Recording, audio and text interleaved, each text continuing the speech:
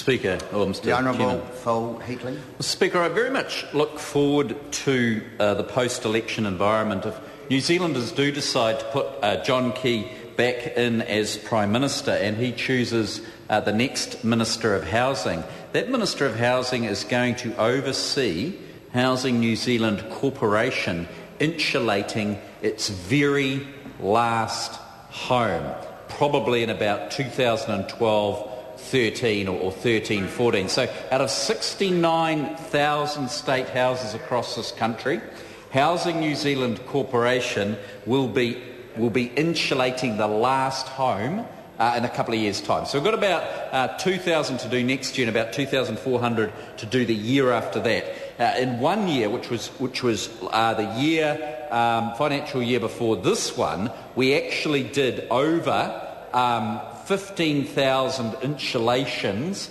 in just over 12 months, which is quite stunning when you think about it. And Te Roa Flavel raises the issue of the condition of state houses. And I must say, Housing New Zealand's commitment to not only increasing its state housing stock, in fact, essentially keeping it not static, increasing the state housing stock, not growing stock numbers as much as under the previous government, but deciding with the government's support to upgrade these state houses. The way they've bid off that challenge has been a huge credit to them, because what we've seen is state houses with increased number of bedrooms. We've seen state houses which have fallen into serious disrepair, bowled or removed or sold and replaced with new houses. And of course we've had the insulation scheme, which has been very, very important. And the members quite right, when we're delivering state housing, we're delivering a lot of it, a large proportion to Maori families.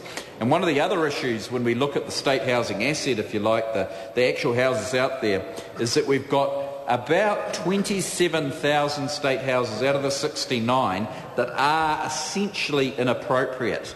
About 47,000, I think it's 42,000 that are about right, that we can keep, maintain, but about 27,000 that we have to either upgrade or sell and replace, so that you're maintaining the state housing stock. But essentially what the problem is that these houses, many of them are 3-bedroom houses, when actually Maori families are often much larger and need sort of 4 or 5-bedroom houses.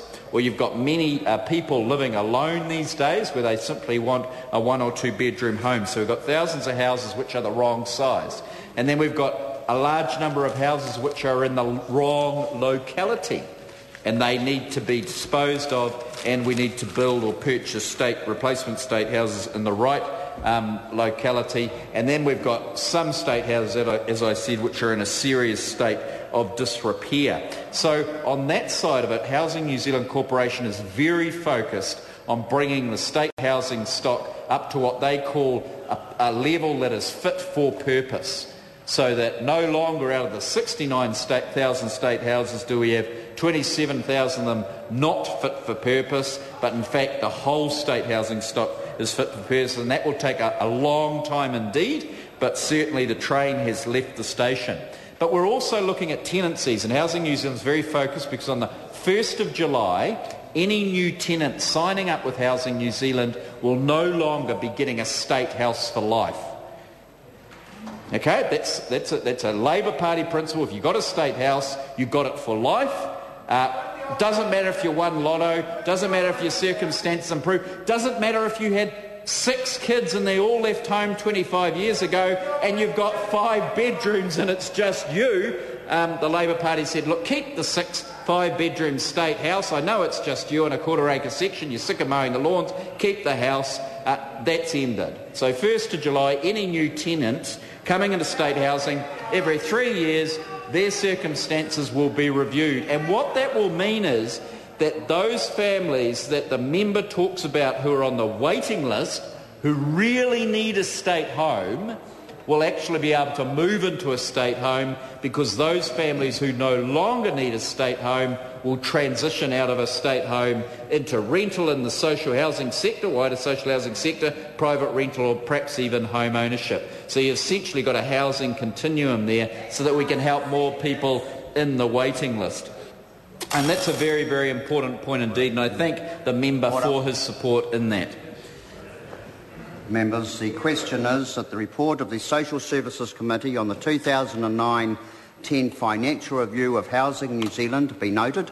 Those of that opinion will say aye. Aye. Contrary, no. The ayes have it. The next entity, I understand.